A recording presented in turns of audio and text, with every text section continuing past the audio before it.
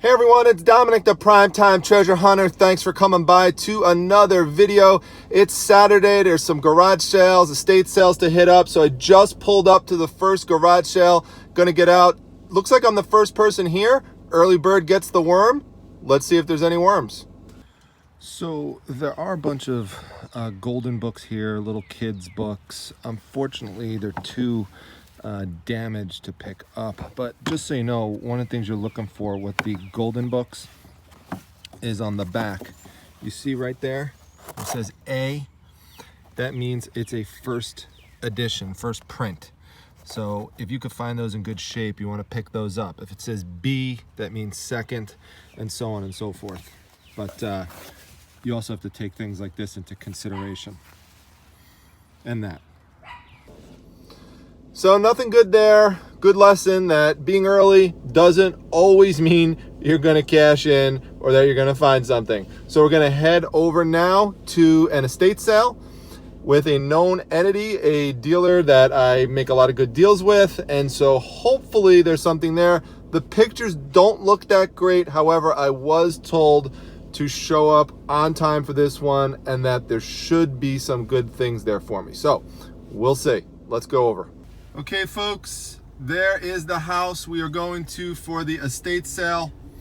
You know, it doesn't look like a super old house, but people are already starting to line up. We've got a line of cars here, so we're gonna head in there soon. All right, so I just got my name on the list, and I'm number 36, which isn't that bad.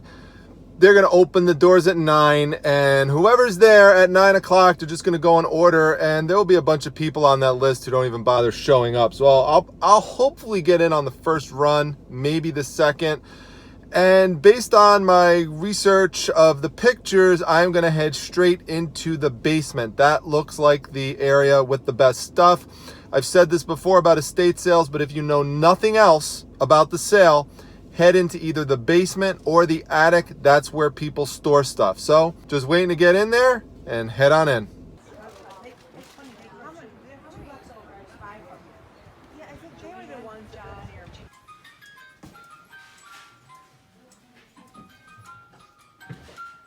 It's a cool trouble game from 1965, but box is too damaged.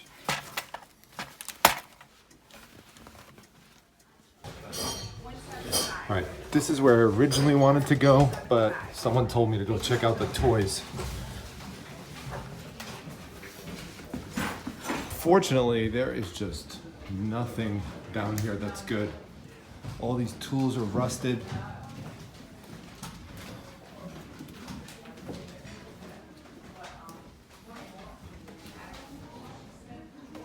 Just nothing. Been over here.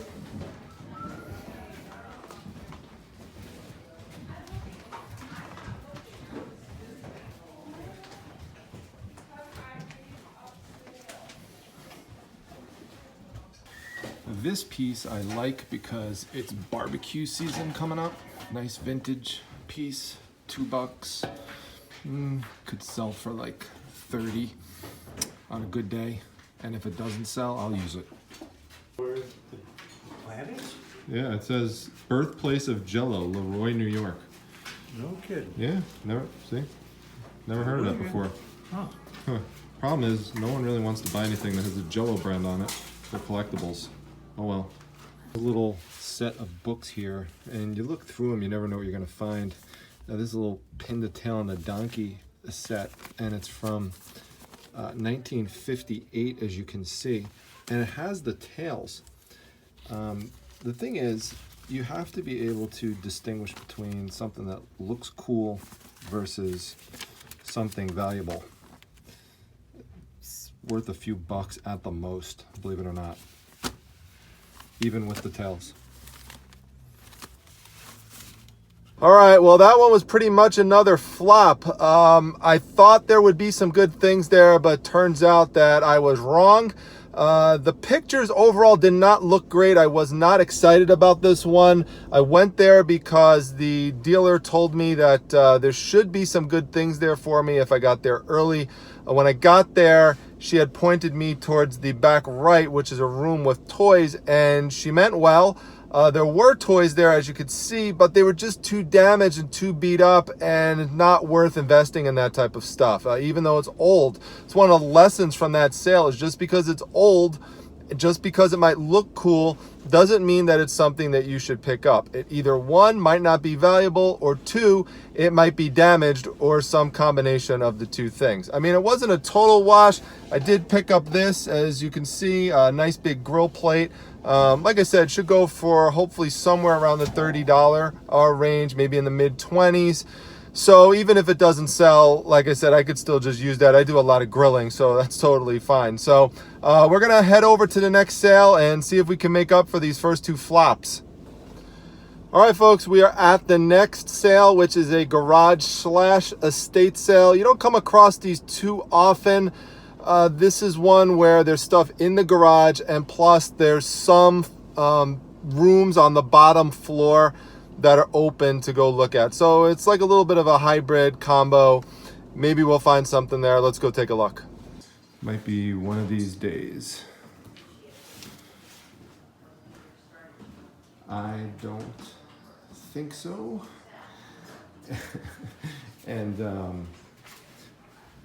by the way, improper use of the term antique, which is supposed to be for something that is 100 years old or more, and bunch of worthless books. So this is one of those days. And more worthless books. So let's head on out of here. Well, struck out again on that one. I mean, just a combination of worthless items or overpriced items. You know, with that typewriter, you have to remember with typewriters, while there are ones out there that can be valuable and can be worth picking up, you have to remember that they are very heavy, okay? So shipping is going to be higher on that compared to your average item. Then you have to check comps. You have to make sure that it's working properly. For that one, I mean, if you had a really, really good one of those, you may be able to get like close to $200 on it, but you wouldn't spend $150 on it. Yeah, you can negotiate a little, but that is not a worthy purchase, especially when you go check the current available items for that, and there are ones that are going for less than $150, so it does not make any sense. In addition, I cannot stand when I see things listed as antiques that are not antiques. Again, antique is for something that is 100 years old or more. You will come across antiques, but improper labeling of things at garage sales is really annoying. Anyway, we're going to move on to the last one, which is another estate sale. I've had some luck with this dealer, sometimes, other times not. We'll just see, and that's probably going to be it for today. So hopefully we could get something today. One thing I like about driving around is you see all sorts of cool things. This is a really cool looking church, gold tops, really neat. That is a Ukrainian Orthodox church, which is interesting to me because I am half Ukrainian, so half Italian, half Ukrainian. There you go. Learned something new about Primetime Treasure Hunter today. All right, this is the next place we're gonna go to. Looks very nice on the outside. I believe it is fancy schmancy on the inside based on the pictures that I saw, but we'll take a look in just a few minutes. Let's see, can I fit that in a flat rate box? I don't think so.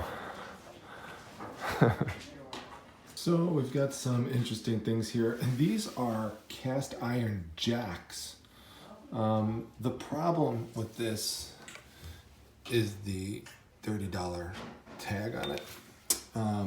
They're big, heavy to ship. You could get like 60 bucks out of them, but it's just not worth it with the cost. Now this, on the other hand, does not have a price on it. It's an ohms tester. Even for parts, you can get as high as like 40 to 50, so to see.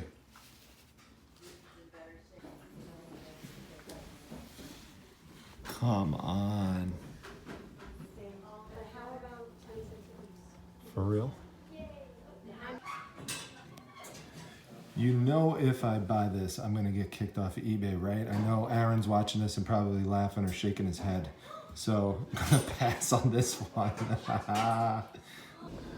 All right, well, on that note, I'm out of there. I mean, the prices there were just sky high. You could not buy anything that had a price tag on it and make money as a reseller at a sale like that. You're gonna come across those once in a while, and what you need to do is you have to look for items that are not priced, that could have value that they are missing.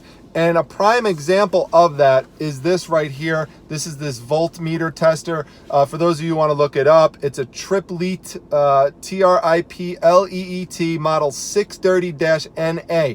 So check the comps on it, because even for parts, so it doesn't matter if it's working or not. That's the key with a lot of these vintage electronic pieces like this. It still sells. So you know, it doesn't have any leads on it. There's no way for me to tell right now if I put a new battery in it, if it would work. You'd have to open the whole thing up, find a special battery, all this kind of stuff.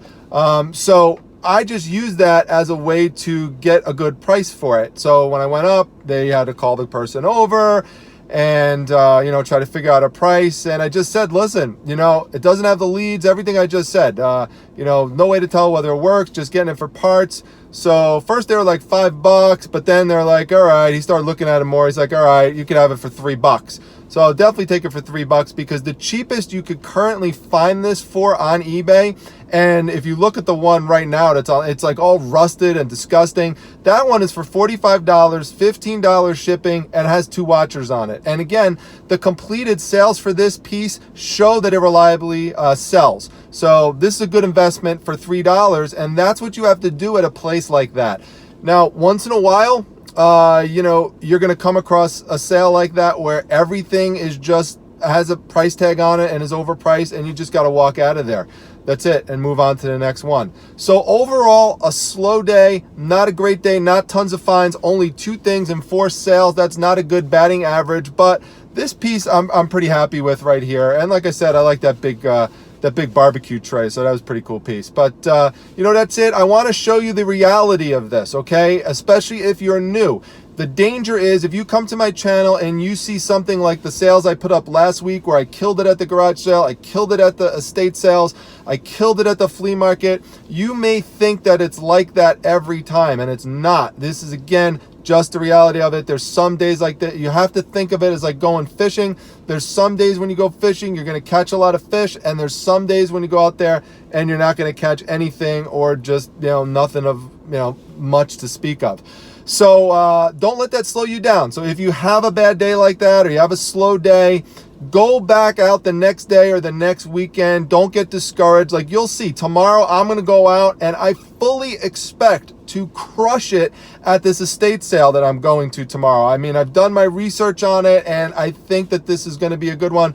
And hopefully I could go to the flea market before that. So stay tuned for the next haul video. Hopefully that should be a lot more exciting than this one was. And but if you enjoyed the video anyway, I tried to pass on some tips and tricks, a little entertainment for you along the way. Make sure you hit that like button. Make sure you subscribe if you have not subscribed yet. If you're a new subscriber, welcome into the channel. Thanks a lot for coming on board.